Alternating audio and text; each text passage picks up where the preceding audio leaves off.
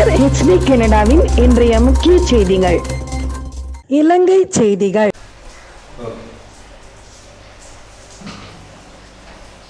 வணக்கம், நான் அனலதீவிலிருந்து வாரன்.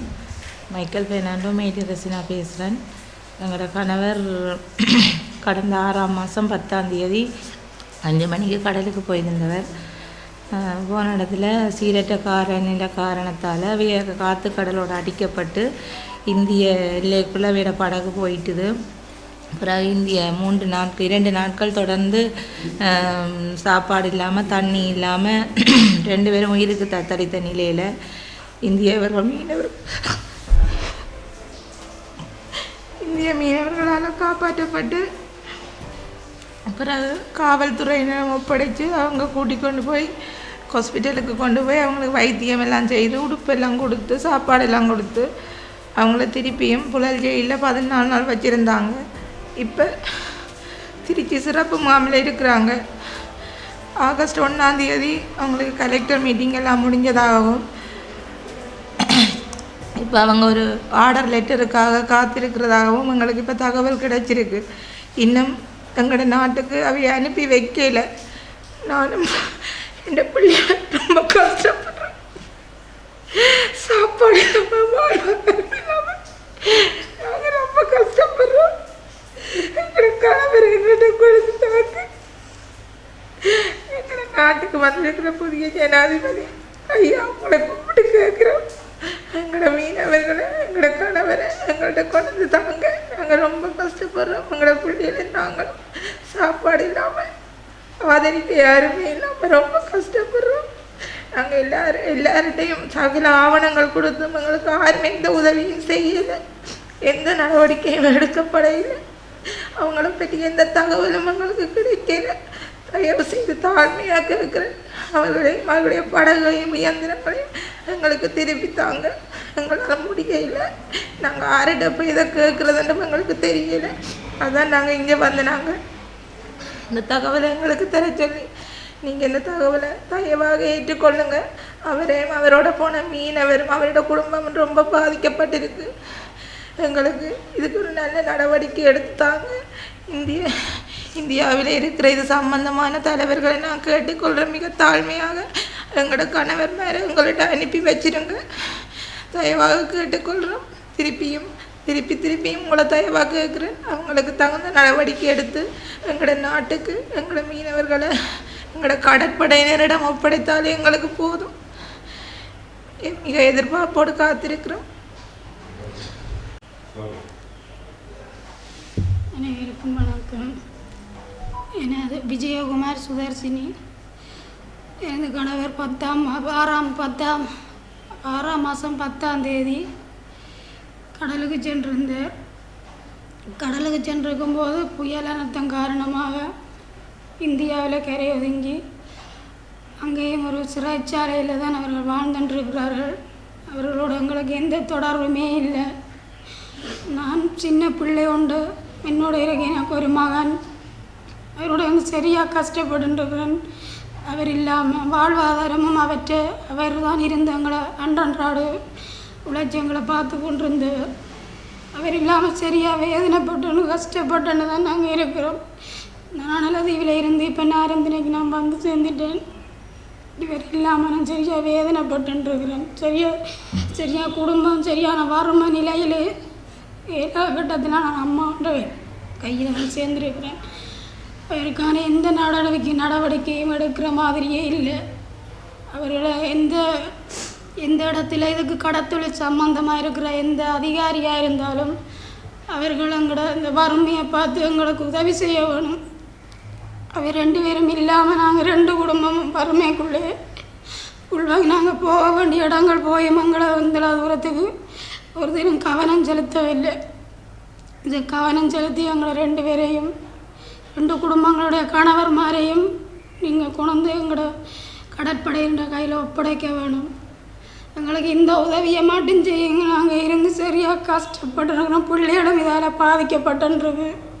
பிள்ளைகளும் எந்த நேரம் அப்பாண்டு ஒரு அழுது கொண்டே இருக்குது. பிள்ளைகள் படிப்பு எல்லாம் சீரழிஞ்ச மாதிரியே இருக்குது.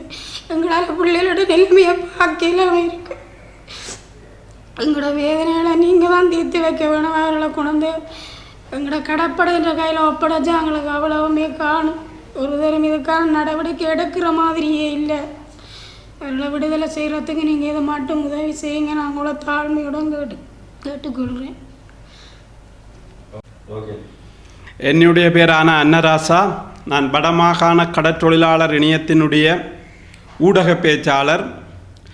இன்றைய தினம் இந்த ஊடக சந்திப்பின் பிரதான நோக்கம் இலங்கையிலே புதிதாக பதவியேற்றிருக்கின்ற இலங்கையினுடைய ஜனாதிபதி அவர்கள் அதிமேதகு அனுரகுமார திசாநாயக்க அவர்களுக்கு வடக்கு மாகாணத்திலிருந்து யாழ் மாவட்டம் ஊர்காவத்துறை பிரதேச செயலர் பிரிவிலிருந்து நீதி மறுக்கப்பட்ட கடத்தொழில் சமூகமாக அல்லது கவனிப்பாரிட்டிருக்கும் கடத்தொழில் சமூகமாக, கடத்தொழில் வாழ் மக்களுடைய பிரச்சினையை கருத்தில் எடுக்காத சமூகமாக ஜனாதிபதி அவர்களுக்கு நாங்கள் தயவான கோரிக்கை ஒன்றை வெளிப்படுத்த விரும்புகின்றோம். வடக்கு மாகாணம் யாழ்ப்பாணம் ஊர்காவற்றை பிரதேச செயலர் பிரிவிலே அனலதீவு கிராமத்தில் இருந்து 2024 ஆண்டு 6ஆம் மாதம் 10ஆம் திகதி 2 பாரம்பரிய மீனவர்கள் மீன்பிடிக்க கடலுக்கு சென்ற வேளையிலே சீரற்ற காலநிலை காரணமாக அந்த 2 மீனவர்களும் 6ஆம் மாதம் 12ஆம் திகதி இந்தியாவிலே கரையொதுங்கி இருந்தார்கள். இந்தியாவிலே கரையொதுங்கி அவர்களை மீட்கப்பட்டு இந்திய சட்டதிட்டங்களுக்கு அமைவாக அங்கே கைது செய்யப்பட்டிருக்கின்றார்கள். ஆனால் வடக்கிலே இருந்து நாங்கள் கூறுவது, சீரற்ற காலநிலையாலே படகு வெளியினப்பு இயந்திரம் பழுதாகி கரையொதுங்கிய மீனவர்களை இன்று வரைக்கும் 6ஆம் மாதம் 10ஆம் திகதி, 7ஆம் மாதம் 10ஆம் திகதி, 8ஆம் மாதம் 10ஆம் திகதி, 9ஆம் மாதம் 10ஆம் திகதி கழிஞ்சும் இன்று மேலதிகமாக 19 நாட்கள், 3 மாதமும் 19 நாட்களும் கழிந்து அந்த 2 குடும்பங்களையும் அல்லது அந்த மீனவர்களுக்கும் மனிதாபிமான நடவடிக்கை எடுக்க முடியாத இலங்கை அரசாங்கமும் அரச அதிகாரிகளும் ஒரு தீவு பகுதி மக்களை புறக்கணிக்கின்றார்கள். அதனை ஜனாதிபதியினுடைய கவனத்திற்கு கொண்டு வரும்போதும் உண்மையிலே இந்தியாவில் இருந்து இலங்கைக்கு வரும் மீனவர்கள் இலங்கை கடற்படையினால் கைது செய்யப்படும் போது குறைந்தது 1 மாதம் 14 நாட்களிலே மனிதாபிமான அடிப்படையிலே விடுதலை செய்யப்படுகிறார்கள். ஆனால் எங்களுடைய அனலதீவு மீனவர்களுக்கு ஏன் இந்த நிலை? இதுதானா இலங்கை அரசாங்கத்தினுடைய வெளிவிவகார கொள்கை?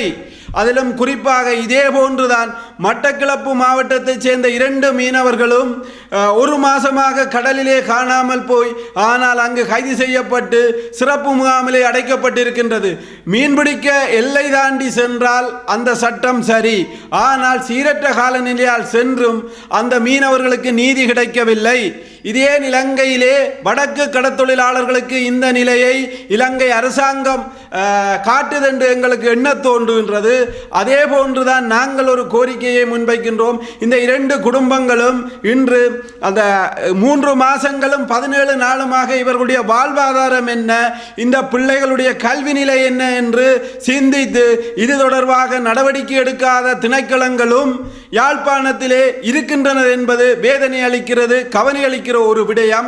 அதே போன்றுதான் இந்தியாவிலே இருந்து மீனவர்கள் இலங்கைக்கு வந்து கடற்படை கைது செய்ததில் இருந்து அந்த மீனவர்களை இந்தியா அனுப்பும் வரைக்கும் இந்திய துணை தூதரகம், யாழ்ப்பாணத்திலே இருக்கிற இந்திய துணை தூதரகம் அந்த மீனவர்களோடு தொடர்ந்து பயணித்து அந்த மீனவர்களோடு தொலைபேசி உரையாடி அந்த குடும்பங்களுக்கு தகவல்களை சொல்கின்றது இந்திய துணை தூதரகம் யாழ்ப்பாணத்தில் இருந்து.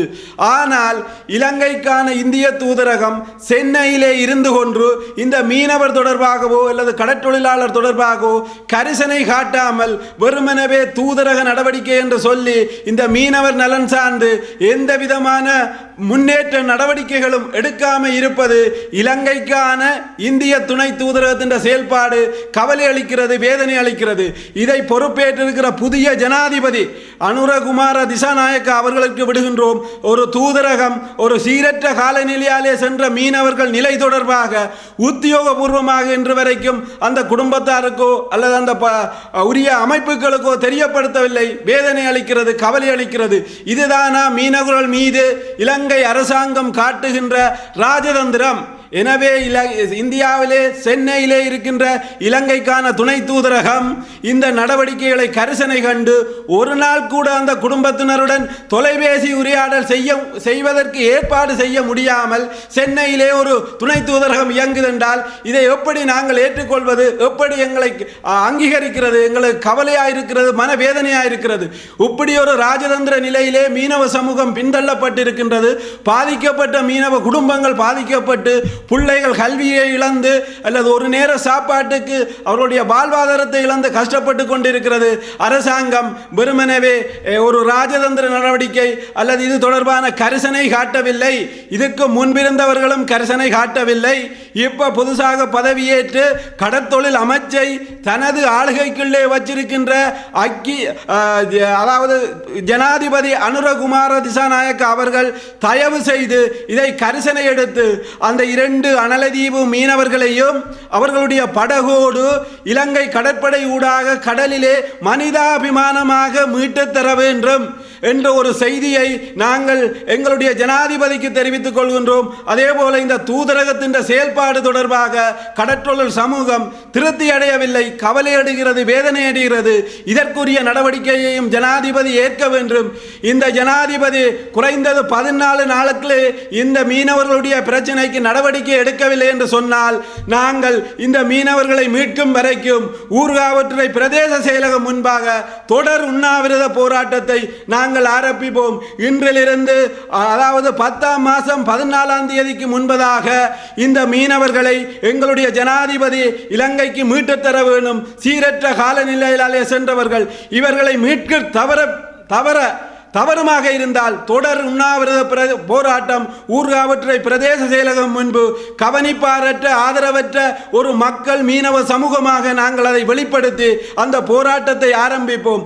அதே போன்றுதான் இந்தியாவுடைய பாரத பிரதமர் அவர்களே இந்த மீனவர்கள் தொடர்பாக நாங்கள் 3-4 தடவை பகிரங்க கோரிக்கையையும் இந்த மீனவர்களை இலங்கைக்கு நீங்கள் மனிதாபிமானத்தோடு அனுப்பி வையுங்கள் என்ற ஒரு கோரிக்கையை நாங்கள் விட்டோம். எல்லை தாண்டியும் மீன்பிடிக்கவில்லை, சட்டவிரோதமாக வந்து இந்திய எல்லைக்குள் இந்த 2 மீனவர்களும் நுழையவில்லை.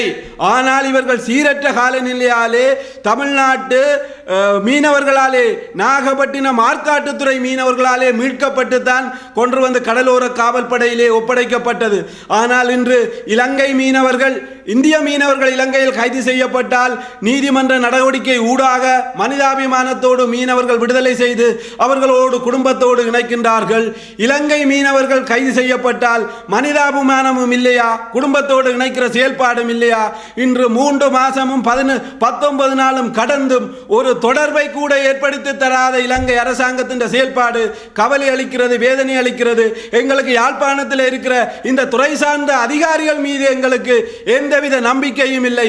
அவர்கள் வெறுமனவே அலுவலகத்தில் இருந்து சட்டவிரோதமான செயல்பாடுகளை ஊக்குவித்துக் கொண்டும் செய்து கொண்டிருக்கின்றார்கள். நாங்கள் அதிகாரிகளை நம்ப தயாரில்லை, ஜனாதிபதி அவர்களை தான் நம்புகின்றோம். ஜனாதிபதிக்கு இந்த செய்தியை சென்றடைய வேண்டும் என்று இந்த ஊடகங்களாவது கடற்றொழில் மக்களுக்காக நின்று குரல் கொடுக்க வேண்டும் என்ற, அல்லது இந்த மீனவர்களின் விடுதலைக்காக குரல் கொடுக்க வேண்டும். இந்த எங்களுடைய இலங்கையில் இருக்கிற ஊடகங்களாவது முன்வந்து எங்களுக்கு நீதியை, நாங்கள் ஒரு உழைக்கும் சமூகமாக எங்களை கொண்டு வர வேண்டும் என்று தயவாக வேண்டிக் கொள்கின்றேன். நன்றி, வணக்கம்.